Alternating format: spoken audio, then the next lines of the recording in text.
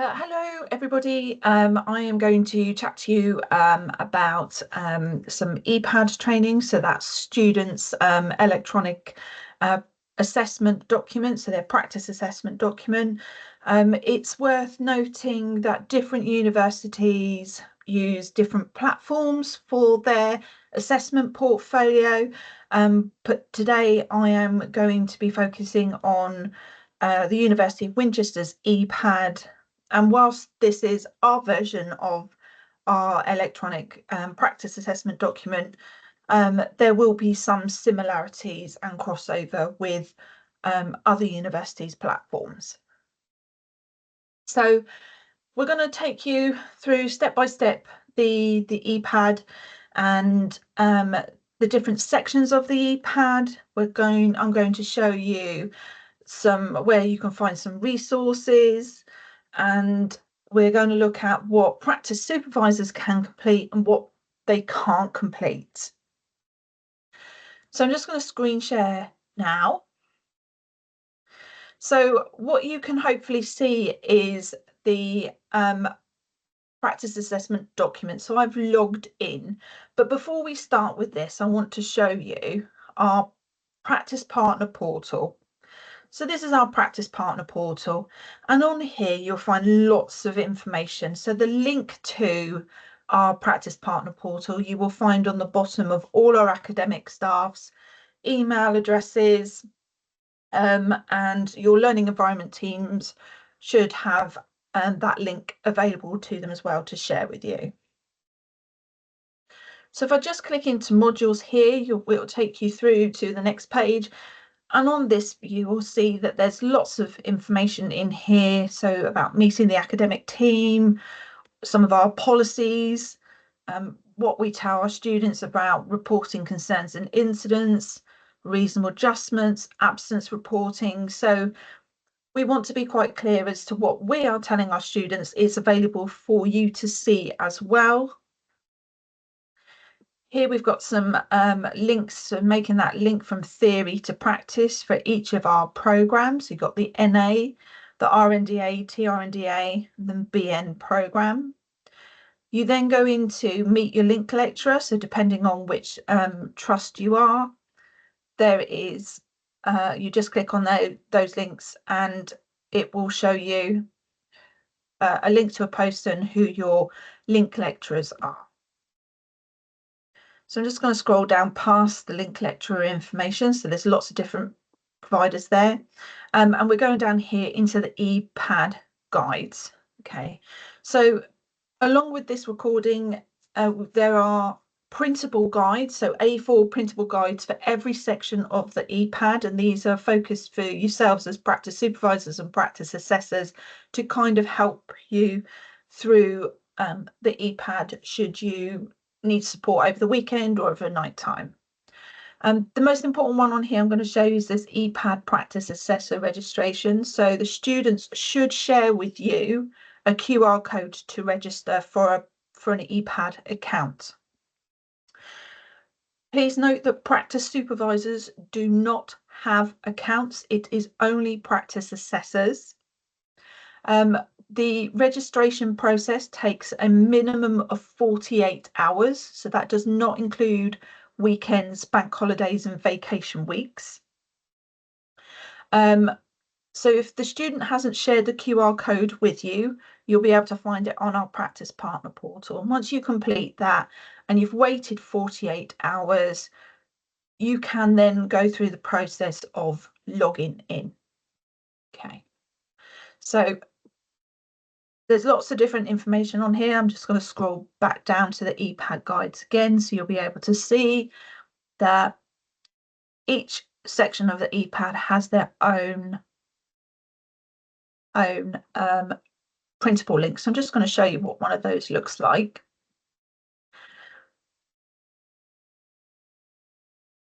So here you'll see you've got step-by-step instructions. So you've got the web link to the EPAD there. With arrows, so you've got some step-by-step instructions and some pictures to guide you along the way. And if you've got any problems at all, any queries or concerns, you have got the EPAD support email at the bottom of every single guide. Okay, so I'm going to show you the ePad. So I'm just going to log out of the ePad just for a moment. So this will be the home screen. So Winnie Sanderson here is our test practice assessor. So it's just want to point out to you that we do not provide accounts to any personal emails. So no Gmail accounts, no btinternet.com, no Yahoo accounts. It is work emails only that we will give an account to. But because of Winnie is my test practice assessor, I'm showing you this screen. So when you log in for the first time, okay, you put nothing in these boxes, but you click on this link here. That will take you through into another screen, ask you to set up your password. And once you've followed the instructions for setting up your password, you can then come back to this screen and log in. And you come through to this page. Now, for you to be able to see your student's ePad, the student must first link you to them. Okay, so the important part on this page are the three little lines right up in the top left hand corner. So when you click on those, it produces this drop down menu. So you'll be able to see there's lots of different sections. So all the sections of the ePad are there, but they're currently grayed out because you have to select your student first. So once your student has made the link between you and them, and you click on students, they will appear in this list. So I'm going to show you Florence Nightingale today. So this is going into Florence's ePad. So you can see the parts. You've got part 1 and part 2. So that relates to their first year and their second year, and part 3 is their third year. So when I click to expand on the part, you have this dashboard view. So you'll be able to see the interviews, their episodes of care, meds management, proficiencies, their placement all, and the end of part. Okay, you can see the placement allocation and the placement start and end date and what cohort and field the student is in. So to gain access to the student's ePad, you would click on Go to Placement. This then takes you through to those first few interviews, which you should be familiar with. So you've got the orientation, which will just need to be, you would need to tick it and mark it seen. And then you go through into the initial interview. I am just going to, you can see now it's all come back. Now you've selected your place, selected your student. Just want to show you part 2 because we've started on the part 2. So you can see here that the orientation has been completed and then it opens up the initial interview. So each of these interviews is locked until the previous one has been approved. So you've got here the student has put some learning outcomes in here that you can see, and you can see here it's not yet been submitted by the practice assessor. And once you've had that discussion with your student about what they're hoping to achieve out of this placement, you can either verify it if you're happy with it, or if you want the student to add some more information, some more learning objectives through your discussion, you can send it back to the student. They will then have to edit it and resubmit it to you. So I'm just going to click on verify. And it says you're happy to verify. I'm going to just say yes. But if you wanted to say no, you can take it back to the initial interview with a comment. Okay, so that you can now see that Winnie has approved the initial interview. So now that the midpoint will open up for the student. Okay, so with the midpoint interview, the student has to do their part before you can do your part. So they have to reflect on their knowledge, skills, and attitudes and values. We do tell them to use a reflective model. We tell them a couple of sentences is not a reflective model. So we want to see them saying what's happened, what they've learned, why it's important, and how it will change their future practice. So that what, how, and why type of questions. So they will do their reflections and then submit it to the practice assessor. Okay, so just to be clear, practice supervisors can do the orientation and initial interview, but they cannot do midpoint interview and final interview. So when you're completing the midpoint interview, you need to click on the professional values and expand them. And you can simply tick them to say yes, they've achieved them. If you say no, you need to be aware up here in the red writing, if you're saying no to a professional value, that's a fail, and an action plan is needed. Okay, so if you need to do an action plan for any reason, you must contact their student's academic assessor. That's really important. The academic assessor is there to support both you as staff, but also the student, and that needs to be that three-way conversation. So it's clear on the expectations for everybody. So you would go through and sign off the professional values. They all expand, so I'm not going to go into each of them, but you need to say yes or no. Down the bottom, you see these green free text boxes. So these green free text boxes is a space where you can comment on the students' knowledge, their skills and their attitudes and values. So it's really important for students to kind of know and understand how they're doing. They love your feedback, so please spend a little bit of time giving them some feedback, some constructive feedback. If there's any areas that need improving, you know, this is a good place to do so. And once you've completed all of that, you can review the learning outcomes if you wanted to, and you would then save it and submit it, and it would be approved, and then it would be locked, so the student can then change it. The final interview, just going to flick on this, will look exactly the same.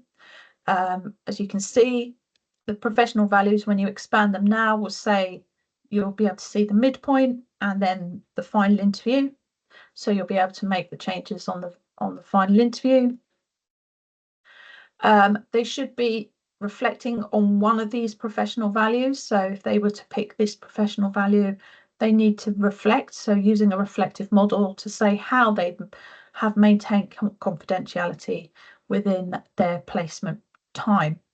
They would do their reflection again, and it does state there, do not bullet point. So if you see a list, so quite often students will put a list of skills they've done, which is great, they've done these skills, but it doesn't tell us what they've learned about them, why it's important, and how it's going to influence their future practice. Again, you've got your section of knowledge, skills, attitudes, and values for free text. So there's no restrictions on word limit. Again, you've got some development needs that they can take forward into the next placement if you feel appropriate, and then you would save and submit it, and it would be approved and then locked again. So these have to be done in order. We'll come back to the OR and timesheets. To look at the other sections of the EPAD, we go back up to the three little lines, and we're going to look at proficiencies. So when we look at the proficiencies, you can see you've got part 1, part 2, and part 3. We're going to have a look at this. So these proficiencies expand. Okay. So what you should be seeing is the assessment. So you'll be able to see, hover over who's created the assessment, the date it was created, and whether they've achieved it or not. For proficiencies, practice supervisors can sign off proficiencies as well as practice assessors. And it's quite simple, is you would click on the little calendar symbol, select the date. Yes, they've achieved it, and you can save it, and that means it's been complete. Okay, you can notice that there's a difference between this one that says no comment and one that says view comment. So some proficiencies can be achieved through a professional conversation. So if the physical experience isn't available for the student to demonstrate it to you, the student and yourself, whether that's a practice supervisor or practice assessor, can have a professional conversation. And so you can have that conversation and tease out the student's underpinning knowledge and understanding. And then you can say that you've had this professional conversation and that they've demonstrated sound knowledge, good knowledge, whatever you choose to write in that comment section. I do want to draw your attention to the fact that we've got a red cross here. So just so that if we are clear, the red cross means that they have been unsafe in practice. So if you've got a student who isn't able to achieve a professional value because the opportunity is not available, it must be left blank. If you were to say, no, they haven't achieved it, you are telling us that the student has been unsafe in practice. Okay. So you can see there are lots of different proficiencies. They all expand. Some of these have got skill sessions. You won't see that moving forward. This is just as a demonstration. And we will always take the most recent sign off. So they've been signed off once. We'd expect them to be demonstrating that they're maintaining that level of confidence and competence. So that is your assessment of proficiencies. We're going to go to the next section of the EPAD, which is the episodes of care. So these change. You can see part 1, part 2, and part 3. I'm just going to stick in with part 2. They've got episodes of care. 2 of them must be completed. So you would click on the links and take them through.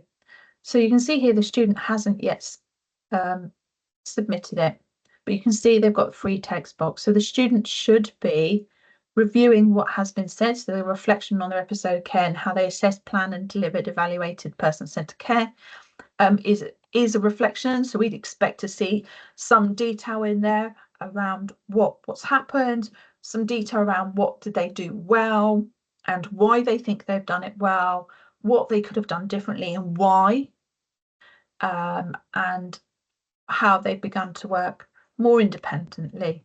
And can they take anything further forward? So once the student has completed their episode of care and submitted it, if you scroll to the bottom, you can see here that the practice assessor has to provide some feedback. Okay, so for episodes of care, it's practice assessor only. So what we would hope that you'll see within the student's reflection on their episode of care is that there's somewhere in there they've demonstrated these standards of proficiency.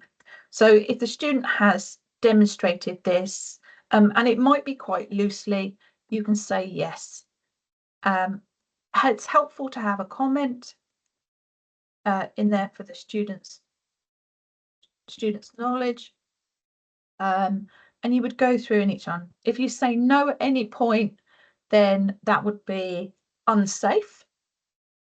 If you think that the student has missed the opportunity to demonstrate, say, for example, assessing needs and planning care, you can reject it and send it back to the student and ask them to include that within their episode of care. Then they would resubmit it to you and you would carry on and you would mark it. So you can see you've got different proficiencies here that we would expect student to cover in their reflection.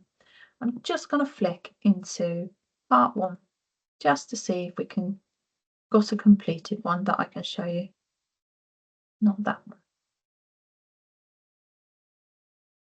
There's 2 submissions for each part. Okay.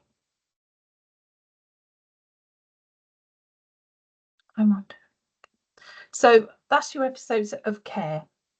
Meds management is the next section down.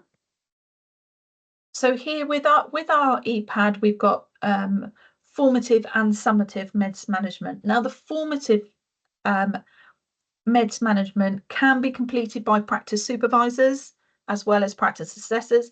The formatives are there for students to practice their medication management. They're there to build confidence and gain confidence in handling medicines and doing drug calculations. So they can have multiple formatives. And unlike the other sections of the EPAD, with the medicines management, you need to do your part, the practice supervisor or practice assessor, if it's formative, before the student can do their part. You can see here that this is the list of the competencies that we would expect them to demonstrate in their medicines management. And you can say yes, no, yes, yes, no. If they've demonstrated each of these elements within a drug round, or doing drug calculations or anything. So it's just important to remember that formative, it doesn't matter if you say no, because it's there for them to practice on. And it will just kind of highlight to them where there's an area of weakness that they need to work on. So the student needs to, so you will need to do, tick off all of these all the way down, and then you've got some feedback. So you can write some feedback. So if there's a couple of no's in there on the formative, you can say that they need some more practice in those areas, and then you would save and submit it to the student. Once you've, it would prompt you if you haven't done it. Once you've submitted it to the student, yes, we want to verify it. I'm just going to open that up again so you can see it's been approved. The student will then have their student reflection on the learning will open up for them to complete. The summative is exactly the same, but the summative is done by a practice assessor only. And it is once and once only. So that's the difference between the summative and the formative. The formatives are there for them to practice on, and they can have multiple, and they can be completed by practice supervisors.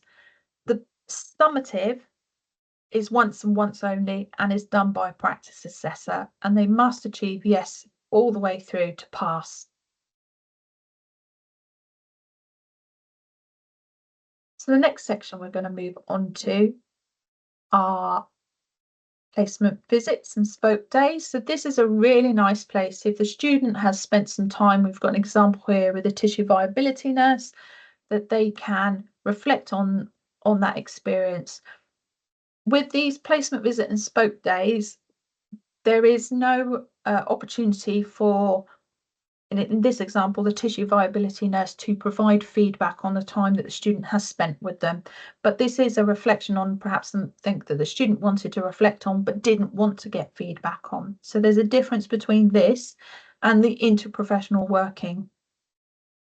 So I'm just going to flip down to the next, which is the interprofessional working. So you can see here, this has been approved. So the student must do a reflection on something that they've seen. They could be reflecting on a week worth of shift, or maybe there was one event in that week that they found particularly interesting that they want to reflect on. So we should see that reflective model in there. So what's happened, why is it important, and how it's influenced my future practice. And then they submit it to a practice supervisor or a practice assessor for feedback. So the practice supervisor or practice assessor needs to provide some feedback and approve it. This is where the students evidence their 2.5 hours of reflective learning. So each week the student should submit a reflection. So if you're on a 5-week placement, there should be a minimum of 5 interprofessional working reflections, 1 for each week. So the student can do the reflection and submit it to either practice supervisor or practice assessor for feedback. I'm going to go back up to the 3 little lines. I'm going to scroll down and take you through into action plans. Okay, so we spoke earlier about action plans in the interview section, so at midpoint and at final interview. So if a student needs an action plan for whatever reason, You do not need to wait until midpoint interview or final interview to do one. As soon as you have concerns about students, whether that's their engagement, if they've got knowledge gaps, their lack of understanding, attendance, poor practice, any kind of concern, we encourage you to reach out to their academic assessor as soon as possible and have that open dialogue and that open communication with the student and the academic assessor. Because what we want to do is foster a positive learning environment so that the student can be successful. So if we're doing an action plan, I'm just going to show you, we've got a couple of examples here. So we need to say what the nature of the concerns is. The status green means it's been completed. If it was red, it would be incomplete. So we can create a new action plan, the student's name, the nature of the concern. So I'm just going to simply put test. So you would be clearly documenting what that concern was. So whether that's poor attendance, lateness, not reporting absences, what you expect the student to do to demonstrate they're going to overcome the concern, and who is going to support them. And then a deadline date. So it's a review date, and then you submit it. So you can see at the bottom here, we've got this red status. So this red status means it's outstanding. So I'm just going to show you this one above, which is green, because this is quite a nice one. So this is the concern. Florence's attendance plan is less than satisfactory. Florence is often late for shifts and when absent fails to notify the ward or myself as practice assessor. Then this next section, it tells Florence exactly what we expect her to do. So we needs to ensure she attends for all her rostered shifts. We expect her to arrive 10 minutes before the start time of shift and be ready with pen notebook for handover. If unwell, we expect Florence to phone the ward the day before the shift to notify them, or if on the day before 7:30. And if informing night staff of absence, we would expect Florence to email her PA through her EPAD, which is in the record of communication section, informing the PA of the name of the person she spoke to and the time called in. And she needs to record her absence on her timesheet. And she should inform the university as well. And then you can see you've got all the relevant people there to support. Okay. Would be here. You can say that you marked it as complete. So it was created. It's been done in the comment as Florence improved over the last week and shown improvement communication status. And therefore, due to the improvement, we've been able to sign her off for more proficiency exams. So it's a little bit of feedback. So that is a really nice, robust action plan. It's quite clear of the expectations for all involved. So that's action plans. The next section down we're going to go to is actually the record of communication. So the record of communication has two different sections in it. So we've got this communication sections at the top and a file store section down the bottom. So this communication section is where you can, as practice assessor, or a supervisor, you can communicate with each other through the student's EPAD. So if you wanted to email the student directly, you can do. If you wanted, there's the practice assessor, practice supervisor there. You can email the link lecturer through this EPAD. You can email the student's academic assessor through this EPAD. And it is as simple as writing an email. So, dear AA, please can we chat? Yeah. What you do need to remember is that whatever you write in here as a way of communication, it is visible to the students as well as other members of the staff and the academics that's going to review the student's EPAD. So I'm just going to click send so you can see what it looks like. So it's just in there at the top and you can view it. So this is a really useful way of, leaving an audit trail. So if the student is phoning in sick, we'd expect this would be a good example of a student recording through her ePad that she's actually phoned. It helps to alleviate some of those worries about students not turned up for shift. We don't know where they are, we can't contact them, because we do appreciate that sometimes with that changeover of shift, sometimes those messages get lost. So this is why we try and encourage our students to follow up any phone call with an email so that there is documented, and it is recorded. And likewise, if you need to reach out for support, or if you need to chase the student to say, you've not turned up for your shift today, please let us know you're okay. It's documented, so we can see it, and the student will see it as well. Now, down the bottom is their file store. So this is where they can upload a number of different documents. So what we got is peer feedback here, but their patient feedback can be uploaded into here. Their cross-field experiences is uploaded into here. Any kind of sim activities that they've done at the university, so whether that's the dementia day, their year 1, year 2, year 3 sim, and they've had feedback, they can upload it into here as a document, and it's viewable. So that's just an example there for you. And it does need to be clearly labelled. So that's where they can upload things. So if they were to get attend a study day and they get a certificate of attendance, they can upload that into their portfolio as their evidence of learning.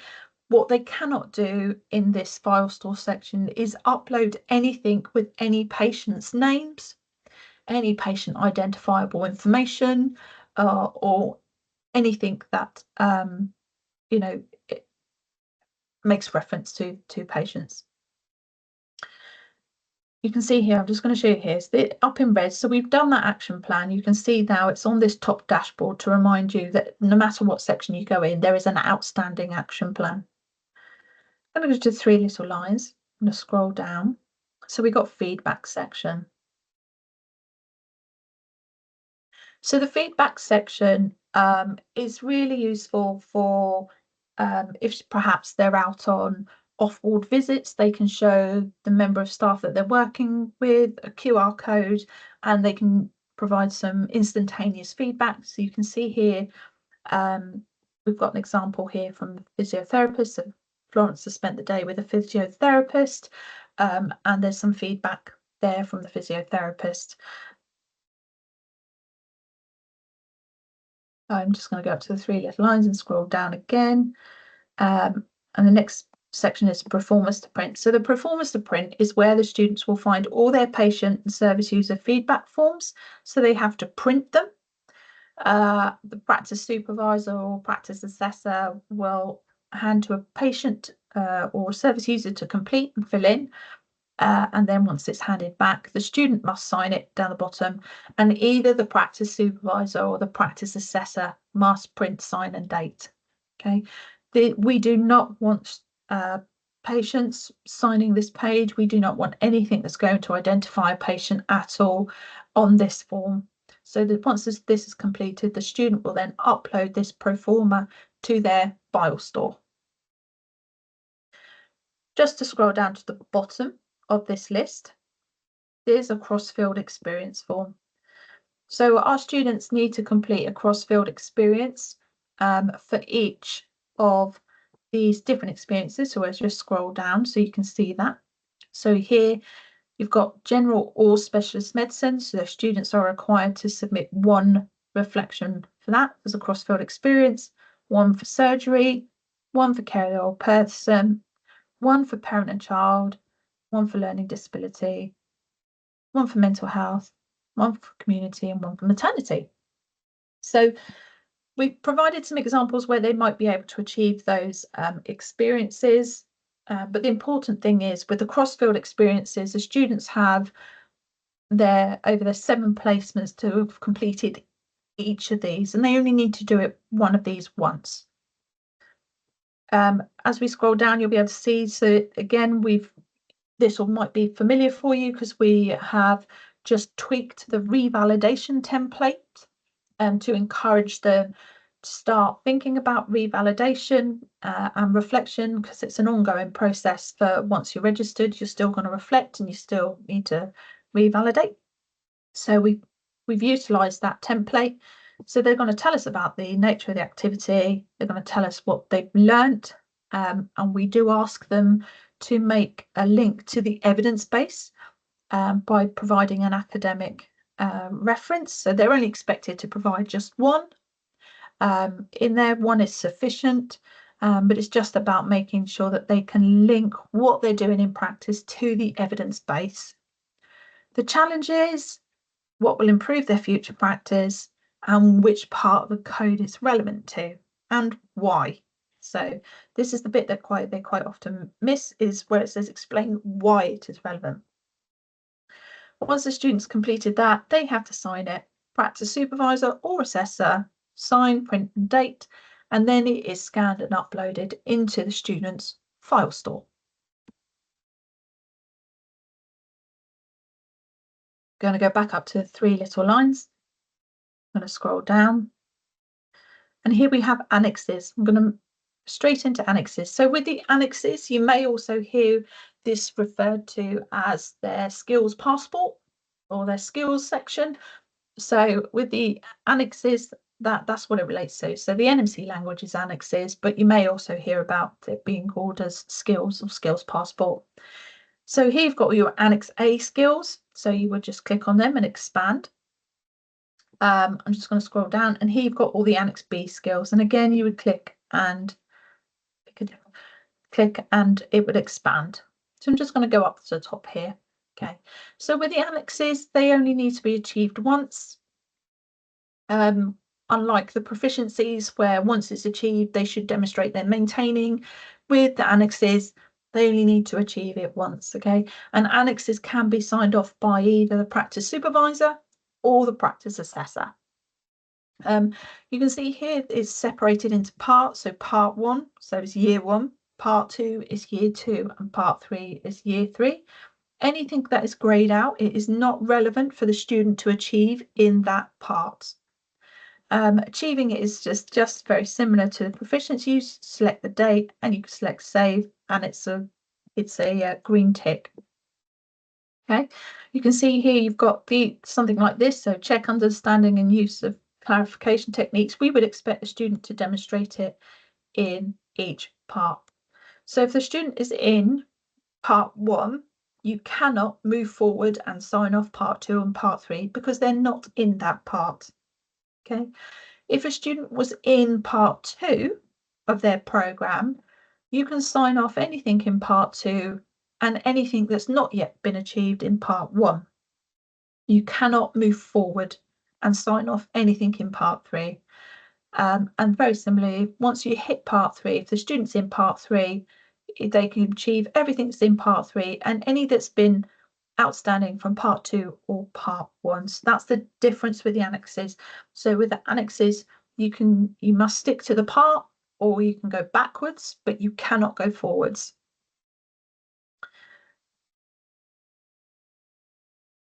So that's the annexes. Up to the 3 little lines, I'm going to scroll down again. Next section is the OR. Okay, so with the OR, that's their ongoing achievement record. I'm going to flick into part 2 just to show you the difference. So with the OR, you'll see we've got this blue one and you've got a pink one. So the pink one is the end of parts, and then the blue one is the end of placement OR. So at the end of placement 1, placement 2, you would do the blue one. Placement 4, you do a blue one. Placement 7, you do a blue one for us. And then when you've got come to the end of part placement, so that's placement 3, placement 5, and placement 8, you would do the blue one and the pink one. So there's an option here to link back into the interviews in case you just want to double check anything. There's just some supportive warnings there for you. You are able to provide some feedback for the student to take forward at the end of placement. Here you can see you've got professional values, summative episodes of care, meds management. It's important to notice that these toggles here you cannot change as a practice assessor. Okay, these will automatically change as each section of the EPAD has been completed. So once the student has completed the summative episode of Care 1 and it's been approved, then it will change to yes, but it does it automatically. Okay, these cannot be changed. And you would save and submit it, and it would go to the academic assessor for their feedback. The end of part 2 is slightly different. You can see it still has those same auto toggles that you cannot change, but these 2 questions down here are the things that you can answer. So you can say yes or no and save and submit it, and then it goes to the academic assessor. So I'm just going to scroll back up, and I just want to take you back into the interview section because I just want to talk to you about timesheets. So here you can see the timesheets is on this tab. So when we click into the timesheets, you can see here that we've got the allocation date, the placement area, the planned number of hours for that placement block, how many hours they've worked, and how many hours that they are sick for. Just want to find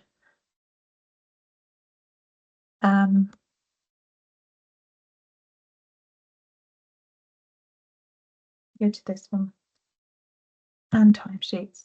Oh, wait, let me. Okay.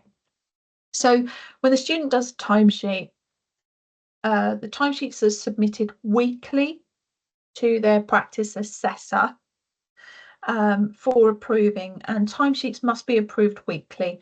We encourage students to do this and yourselves as practice assessors because of sometimes life happens. You have a holiday, you may become unwell. So it's about keeping on top of signing off those hours in a timely fashion. So you're not having to run around all at the end to get them completed. When the student completes their timesheet, they must put the start time of shift, their end time of shift, and how long they've had for their lunch breaks. So breaks are not included in their clinical hours. I am going to show you a different student. So I'm going to go into Forrest Gump now. So Forrest is our apprenticeship student. So the EPAD is very, very similar, you can see. But when you go up to the 3 little lines, there is an extra section for recording stat and man training. So for this, any certificates that they've done, any of that e-learning, that mandatory training that they would do stat and man wise for the trust or your organisation, they must provide evidence here and upload it. And once that's done, the university will review it and complete it. So there's lots of different things in here. You can see that it's the student's responsibility to keep this section up to date.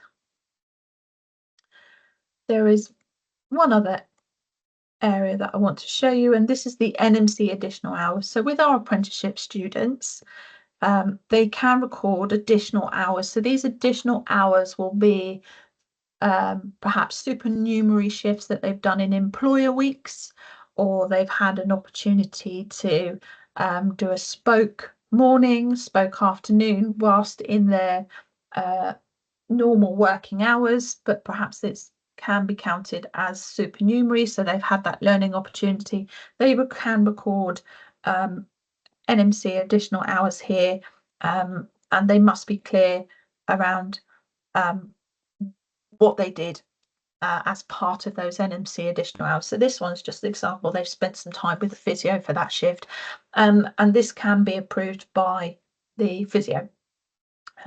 So any spoke days and things like that, if they're off the ward, you can ask the student to assign that shift to the member of staff that they've spent some time with.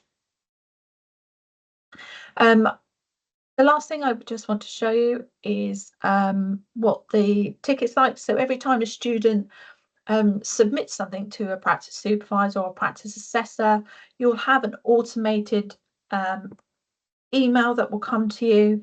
and it will tell you both for supervisors and for assessors that Forest Gump has invited you to view their proficiencies. You click here on this link and you can click it, and it will take you straight into the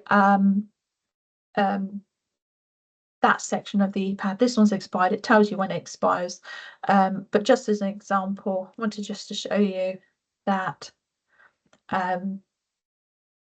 this is what it looks like when the students emailed you through their record of communication. But anything that their student does to update you, to submit to you, will come through as an email with a link in it that you can access. Thank you very much for listening. If there are any problems or any questions or anything you're unsure of, please do reach out to EPAD support or the student's academic assessor for extra guidance. Thank you.